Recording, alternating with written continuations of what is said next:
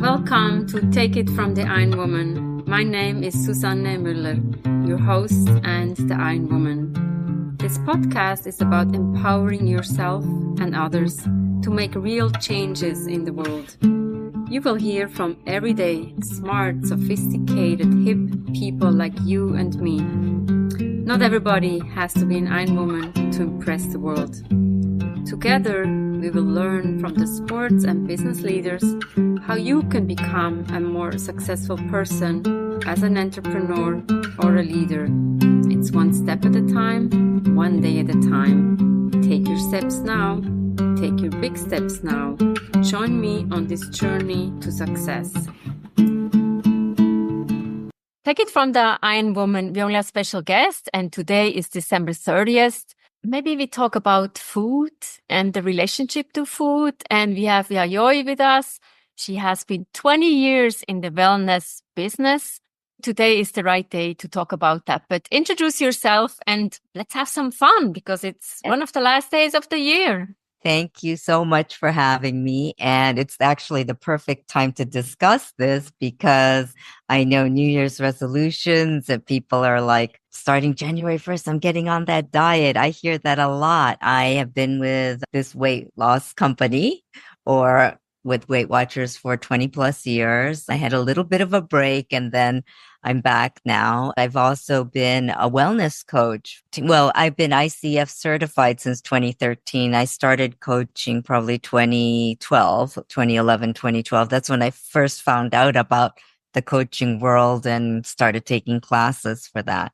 I've been in this business for quite a long time, especially with the weight health issues. And it's something I'm very, very passionate about. It stems from my own history, of course. And I was heavy as a teen, preteen and teenagers. So those are the tough years to be heavy.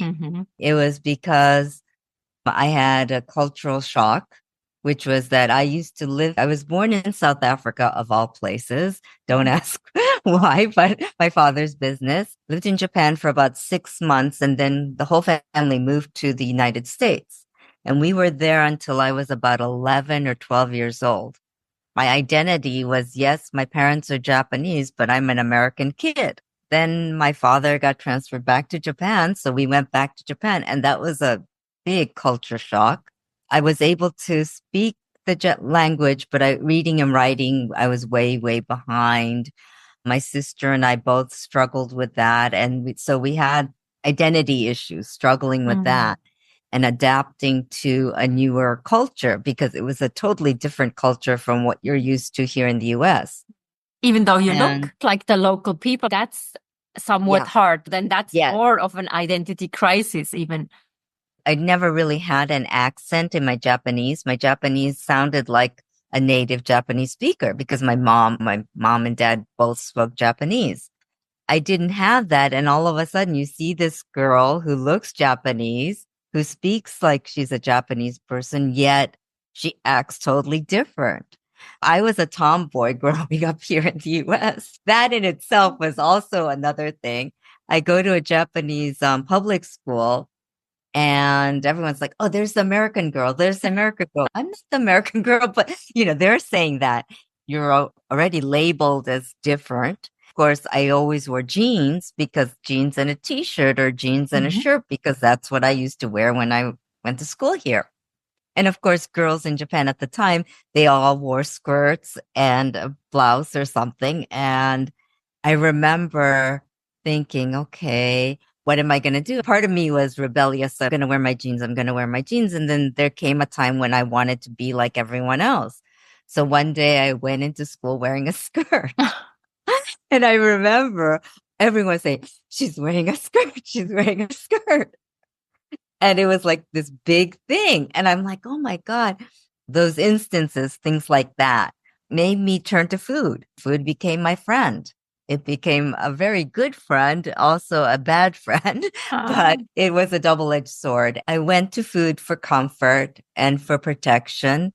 In retrospect, I would gain weight in order to protect myself. I used to call it my armor of fat. That's what I used to call it. That was a way so that I wouldn't have to feel a lot of the loneliness and a lot of the hurts that you felt when you were kind of like, you weren't ostracized, but you kind of felt like you were different and people weren't accepting you. So that happened. That was my whole relationship with food for a long time until years and years. I went through different diets.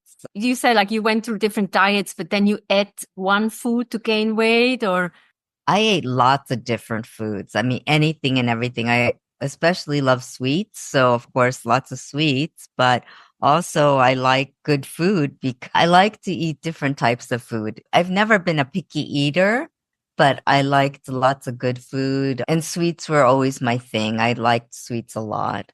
I like any kid, right? Most Yeah, like kids. anybody. I like sweets too. Yeah. I'm from Switzerland, so Oh, I yeah. grew up in chocolate country, so Yes. chocolate Yes. is my diet. Over the years, I went through different diets. I fasted. I did the original Atkins diet when it first came out. It was good. It worked, but it was a diet. Mhm. It took me years until I went to Weight Watchers. I actually did Weight Watchers 3 times. And the first time, 2 times, I did it as a diet. So I Mhm. was on and then I was off. And the third time around, I learned that it wasn't a diet, that it's more like a lifestyle change, a way to live healthy. It really took a while for my brain to understand that it's not an on off thing. It's something that you have to. And I never really understood that until I started working with that on myself. Food is nutrition. It's also love and, with family and all that. But it's also something that I need to be able to survive on, but also to live on and to be alive, but also to live. So those are two different distinctions. When I learned that it wasn't an on off thing, that you weren't either restricting your calories. I've done crazy restrictions myself. I've done to like 800 calories a day. How can you function on 800 calories? Well, that's what I mean. You can't really function. Your brain is not functioning properly. Yeah, and your body's like very weak as well. I was crazy for a while on that. Then I've done like fasting. I've done cabbage soup diets. I did apple diet, grapefruit diet, where you're eating just one thing. Very, very ridiculous when you think about it. And Weight Watchers was the only one that was nutritionally sound. Even then, I only did it as a diet. So I was on it. I lost the weight. I got to goal. And then I said, okay, back to my old eating habit. So I didn't learn anything. That's a Yeah. neural pathway, right? So you create a neural path and then you're like, okay, I have my goal. And then you go back and the old behaviors are still there. Yeah. And obviously chocolate always feels very good. So Yes. Yes, because of the sugar and also the feeling that you get from that comfort, the smoothness, all of that creates more dopamine in your brain. I want that relief. It's figuring out how to create that kind of a feeling even without eating so much chocolate. You can have, the Weight Watchers diet says you can have as whatever you want. And my feeling is that I'm not a proponent for weight. I've worked for them, but I'm not saying that that's the best diet. But the best diet or the best way to eat is what's going to work for your body and your preferences. Because what works for me isn't going to necessarily work for you. Our body types are different. Our metabolism's different. Muscle to fat to weight, all of that is different. You know yourself the best. Each person has to figure it out for themselves. Now, the thing is, a lot of us don't want to think. We just want a plan that goes like this and just follow that. I hate to break it to everyone, but you have to do some work on your own. Even on And December 30th, we have to do yeah, some work on our own. it's a good way to get to know yourself. I'd say maybe in the new year, try to find a way to get to know who you really are, what your tastes are, what your preferences are, and really start listening to your body. Because if you listen to your body, you'll start to know what foods are going to work for you and what foods aren't. When you eat, I know for me, when I go out to eat something very, very greasy, I remember one time I was on a road, we were driving up from Florida. And the only thing that was available was fast food. Yeah. And the only thing that was available at that rest stop was a McDonald's. And No offense to McDonald's, but it's not my favorite thing. I had the McDonald's, but then my stomach didn't feel very good afterwards because my body didn't process it well. Listen to your body and really, after you taste something, to see how your body reacts to it. For instance, when you have fruits or vegetables, I know I love fruit. It's so refreshing for me to have a piece of fruit after a meal. That's what my dad used to do. So that's also a family thing, I guess, custom and habit. Your body feels so much different when you have a piece of fruit than when you have like a heavy piece of cake. Now, if you have a really exquisite piece of cake, that's a different story because you're going to enjoy it. So it's also about enjoyment and figuring out what you like, what you don't like, eating things that you don't really want, but somebody gives you, right? Or that you're forcing yourself to like is not going to really work for anyone. If you're on a budget, it may be tough to do that. And I understand that because listen, I've been in places where I had to scrounge around for pennies or dollars and say, this is what I can afford and go to the supermarket and get stuff. You listen to your body will tell you what foods are going to work for you and what aren't. I hate to do this, but like with processed foods, those are going to be things that your body's probably not going to like so much if you really start listening to it. A lot of the products that we eat that's processed, a lot of the chemicals in it can't be broken down. What I recommend and whatever, I know that I work with Dr. Amen as well, Daniel Amen, who is a brain health specialist. And he always talks about eating the rainbow. It's not the Skittles rainbow, but it's a rainbow where really you have the colorful plate. A lot of even nutritionists recommend this is that to have a plate filled with different colors. And that's also pleasant for your eyes. Yeah. And that's pleasant for your brain that's looking at it. And you can enjoy it a little bit more. And getting creative about learn more about food, what nutrition is in like dark green veggies and know the benefits of that and really get to enjoy it. Because I know that in schools now, nutrition is not taught. And I've met so many adults who don't know basic nutrition. I've had somebody say to me that I say this a lot, but they thought that cream cheese was a dairy product. It's a very manufactured product. And because we always try to, for women especially, we try to say, have a little dairy. If your body can process dairy, to have a little dairy for at least for the bones. Eat calcium like that, foods that have calcium, like fish and all that. But sometimes they don't know that.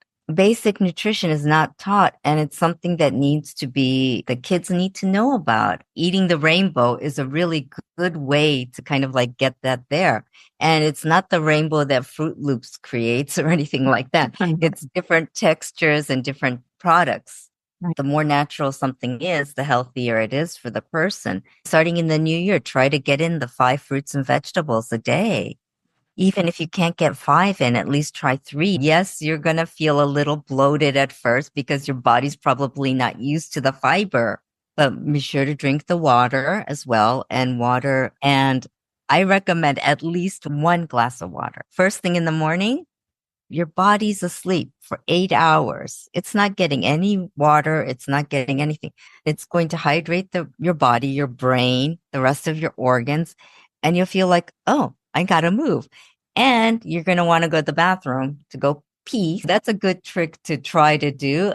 I have a coaching program called Brain to Belly coaching. And it really is on the premise that what we think creates energy and it makes us feel different things. Those feelings cause more energy to create actions that we take. There's a saying that my mentor taught me that I always say is, as you think, so you feel. As you feel, so you do. And as you do, so you have. Feel, do, have. When you can question yourself and catch yourself, it's really, I'm not good enough, right? You're feeling the energy from those words alone brings you down. And the feeling is really, you don't feel good about that. You feel almost anxious. You feel heavy.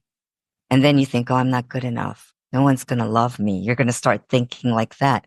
And that's going to create actions that are going to make you feel like you want to do actions that you're going to take to help calm that feeling, which would probably be food or any other addictions that you might have. It could be ignoring that feeling, trying to ignore that feeling by escaping into reading books, watching movies, playing video games. Okay, is that really true? Well, no, not necessarily, is it?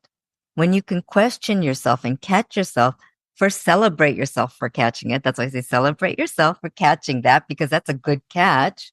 Now, what can I do about it? What can I do to flip that switch, to think differently? So the first question would be, is that necessarily true? Am I really not worthy, not good enough? That's not necessarily true. I was better at this activity, or I was good at this activity. It's not that I'm horrible at all my activities, right? It's just that one thing that I need maybe a little more practice in. And it would be to start talking to yourself like you would talk to someone you really cared about and loved. A friend. Be your best friend. It may seem silly, but treat yourself like you would somebody you love, because you should be loving yourself the most.